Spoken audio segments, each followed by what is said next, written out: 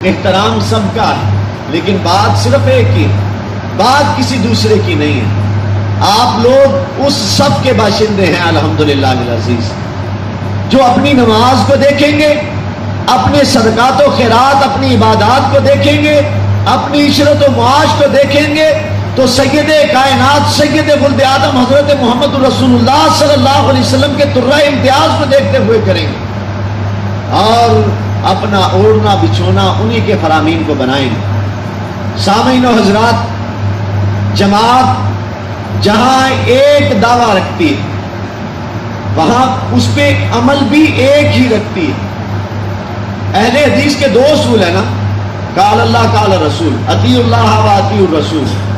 یہی دو باتیں جو اہل حدیث کو دوسری تمام جماعتوں سے جدا کر دیتی ہیں، اور اہل حدیثوں میں، اہل حدیثوں کی واحد نمائندہ جماعت جسے دنیا میں مرکزی جمعیت اہل حدیث پاکستان کے نام سے یاد کیا جاتا ہے، یہ وہ جماعت نہیں ہے کہ جو ہر روز اپنے فتوے بدلتی ہے، جن کے کفر اور اسلام ہر روز بدلتے ہیں، تبدیل ہوتے ہیں، جن کے ہاں ہر روز ایک چیز شرک ہے، دوسرے دن وہی چیز حلال ہے۔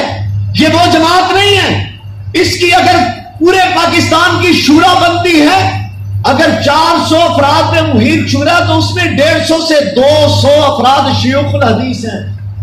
یہ وہ جماعت ہے کہ جس میں اگر امیر محترم بھی شریعت کے خلاف کوئی بات کرتے ہیں تو سبھی ان کے گرد اکٹھے ہو جاتے ہیں اور امیر محترم خوش ہو کر کے ان کی بات سنتے ہیں، شاید میرے میں ہی غلطی ہو۔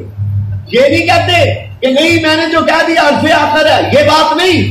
اور یہ وہ جماعت ہے جو اپنے محاذ پہ ڈٹی ہوئی ہے، جنہوں نے، وہ لوگ بھی ہیں جنہوں نے پہلے ٹی وی کو کافر کہہ کر کے بازاروں میں توڑا، آج وہ منہ چھپا کر کے ٹی وی پہ آ کر کے پروگرام کر رہے ہیں، اور پھر نقاب اترے، تصویریں آئیں، ویڈیوز آئیں۔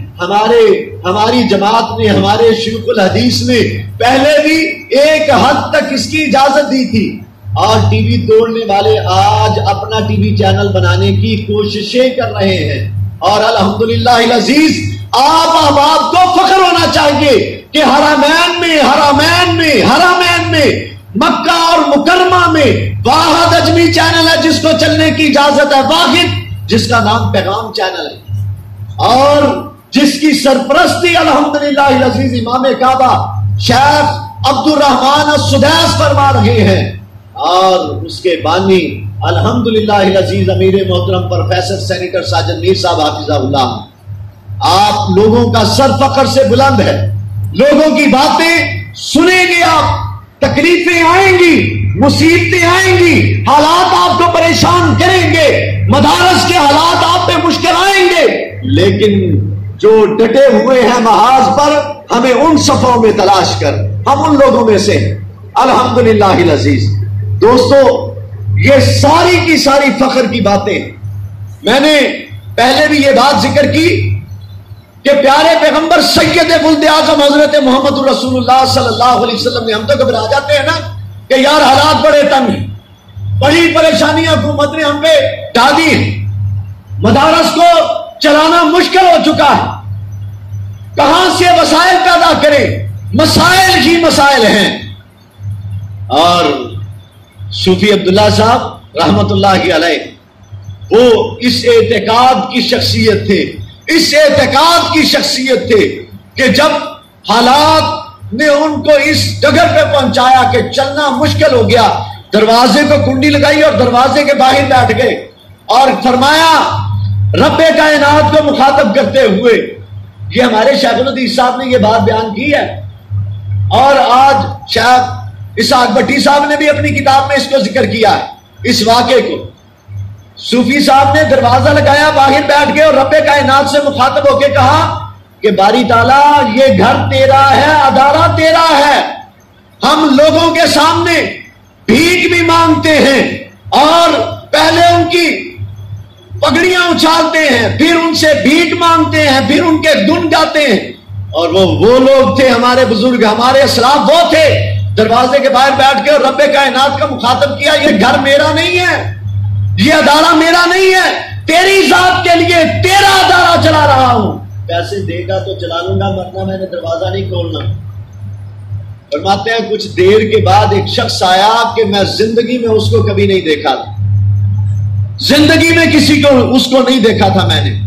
ایک پوٹلی بندی ہوئی ہے لا کے میرے سامنے رکھ دی، صوفی صاحب آپ مدرسے آتے رکھ لو سی، ساڈا تعاون ذرا قبول کر لو، کہہ کے چلا گیا۔ جب کھولا جتنی ضرورت تھی اس سے زیادہ پیسے نکلے، ضرورت سے بھی زائد تھے۔ الحمدللہ کہہ کے دروازے کو کھول لیے۔ ہم پہ تھوڑی سی پریشانی تھی، میں چھڑ چلا میں جماعت میں چلنا ہی ہوں، کیتا کی ہے اپنی مسیطے اعلان تک کرن نہیں دیں سانو، تسی تو سانو فلاں جگہ دے ذلیل کروا دیتا۔ احباب پیارے پیغمبر صلی اللہ علیہ وسلم کا یہ دعا یاد رکھے۔ پیارے پیغمبر صلی اللہ علیہ وسلم نے دعا کی تھی، یا اللہ مجھے دونوں حالات دینا، دونوں حالات، تنگی کے بھی اور آسانی کے بھی، دونوں حالات میں تیرا شکر ادا کروں۔ آسانی میں تو سارا ہی شکر کر لیتے ہیں، ایک شخص کو آج لاکھ روپیہ دو، اس سے جتنی مرضی تعریفیں کروا لو، کل جب اس کو ضرورت ہوگی کیا چاپا جب نہیں دینا، جتنی مرضی گالیاں کھا لو، زیادہ ملیں گی کم نہیں ملیں گی، آزما کے دیکھ لو۔ لیکن قناعت پسند رب کائنات کے بندے بہت زیادہ ہیں، الحمدللہ عزیز، فخر کی بات ہے ہماری جماعت میں بہت زیادہ ہے۔ حالات آج آپ کے سامنے پلٹا کھایا، مشکل حالات آئے، مدارس بڑے مرکزی مدارس، الحمدللہ العزیز، مرکزی جمعیت کے ادارے میں دفتر میں جا کر کے کہا کہ الحمدللہ ہم مشکل حالات میں بھی مرکزی جمعیت کے ساتھ، ہم ساتھ نہیں چھوڑیں گے، ہم ساتھ ہم ساتھ مل کے ہر حالات میں، کس کے ساتھ؟ مرکزی جمعیت اہل حدیث پاکستان کے ساتھ۔ اور سچی بات ہے کہ یہی وہ واحد جماعت ہے جو سر بلند کر کے کہہ سکتی ہے کہ یہ اہل حدیثوں کی نظریے کے اعتبار سے واحد نمائندہ جماعت ہے، نظریے کے اعتبار سے۔ اہل حدیث تو جو مرضی اپنے آپ لوگ کو کہنے والے، جو نظریے پہ کاربند ہے وہ آپ ہیں الحمدللہ العزیز، وہ یہ شیوخ ہیں جو آپ کی رہنمائی کیے ہوئے ہیں، وہ یہ ادارے ہیں، وہ یہ مراکز ہیں، وہ یہ قلعے ہیں اسلام کے جو آپ کی رہنمائی کیے ہوئے ہیں، جو آپ کی صف بندی کیے ہوئے ہیں، اور جو پھٹ چکے اس محاذ سے ٹوٹ چکے، وہ بکھرے ہوئے نہیں، وہ آپ کے ساتھ تھے ہی نہیں، وہ آپ کے ساتھ تھے ہی نہیں، وہ ضرورتوں کے محتاج تھے، وہ پیسے کے محتاج تھے، وہ ان کے آنکھوں میں چاندی کی چندھیائی تھی اور کچھ بھی نہیں تھا۔ جب وہ ختم ہوئی وہ رانائیاں گئیں اور بس تو میں کون؟ لیلا پہ جب بڑھاپا آیا تو گاؤں والوں میں یہ پتا نہیں تھا کہ لیلا کون ہے اس میں، اور جب جماعت پہ رہنائیاں ہوتی ہیں اپنے بھی ساتھ ہوتے ہیں، پرائے بھی ساتھ ہوتے ہیں۔ مشکل وقت میں پتا چلتا ہے کہ اپنے کون ہیں اور پرائے کون ہیں۔ اور جس جگہ پہ میں یہ بات اکثر کہا کرتا ہوں، اکثر مرکزی جمعیت اہل حدیث پاکستان اور اس سے وابستہ مدارس، آنکھیں بند کر کے ان میں جو صرف کر دو گے رب کائنات اس کو قبول کر لے گا۔ آنکھیں بند کر کے پوچھو ہی نہ کہاں پہ لگا رہے، خرچ کر دو رب کائنات آپ کو اجر عطا کر دے گا۔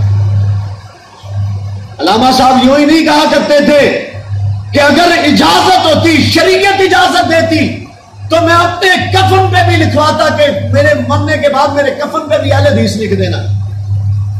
یوں ہی نہیں کہا کرتے تھے، بات میں کچھ وزن تھا، بات میں کچھ وزن تھا۔ جس جگہ پہ جا کر کے ہاتھ رکھا اور رب کائنات سے دعا کی یا اللہ اس جگہ پہ میری قبر ہونی چاہیے، رب کائنات نے اسی جگہ پہ قبر بنائی، اسی جگہ پہ یہ اہل حدیث ہے الحمدللہ العزیز۔ اللہ تبارک و تعالی ہم سب کا زندہ رہنا اور آخری لمحات بھی اسی محاذ پہ رکھے، اسی نظریے پہ رکھے اور انہی لوگوں کے ساتھ رکھے۔ اللہ تبارک و تعالی جو سنا ہے اللہ تبارک و تعالی ہمیں عمل کی توفیق عطا فرمائے، اور جو ہم نے انتخاب کیا ہے اللہ تبارک و تعالیٰ اس کو پورا کرنے کی توفیق عطا فرمائے. پتا کیا مطلب اس کا؟ اس کا مطلب یہ ہے کہ آپ ان کا ساتھ دیں گے، خوشی میں بھی اور غمی میں بھی، آسانی میں بھی اور تنگی میں بھی. دھوپ میں بلائیں آپ کو تو آپ نے پھر بھی آنا ہے، اور جب سردیوں میں، ٹھنڈی سردیوں میں بلائیں تو آپ نے پھر بھی آنا ہے. یہ نہیں کہنا یار آج گرمی بڑی ہے آج سردی بڑی ہے. جب اسلام کے لیے نکلنا، چنیوٹ کی تقریر علامہ صاحب کی ہے نا، اس جگہ پہ علامہ صاحب نے کہا تھا، فرمایا تھا کہ ہمارے ساتھ وہ چلے جو اپنا سینہ دین کے لیے ٹینکوں کے سامنے پیش کر سکتے ہیں. جو بارشوں سے، دھوپ سے، سردی سے گھبرا جائیں ان کو ہمارے ساتھ نہیں چل سکتے. ان کو ابھی اجازت ہے، چلے جائیں، ابھی چلے جائیں. بارش سے ڈرنے والے ہمارے ساتھ چل نہیں سکتے. یہ بڑے سخت حالات ہیں. اور یہ مرکزی جمعیت اہل حدیث پاکستان یوں ہی واحد نمائندہ جماعت نہیں ہے. اس میں چلنے کے لیے جگرے کی ضرورت ہے، اور دام میں، دل میں، سکھ میں ہر لحاظ سے چلنے کی ضرورت ہے. چلیں گے انشاءاللہ، چلیں گے انشاءاللہ. مرکزی جمعیت اہل حدیث ضلع جھنگ کے امراء کے ساتھ، تحصیلوں کے امراء کے ساتھ چلیں گے، صدور سیکٹری کے ساتھ چلیں گے، ضلع فیصل آباد کے صدور سیکٹریز کے ساتھ چلیں گے، ضلع جھنگ کے صدور سیکٹریز کے ساتھ چلیں گے. اللہ تبارک و تعالی ہم سب کا کہا سنا اپنی بارگاہ میں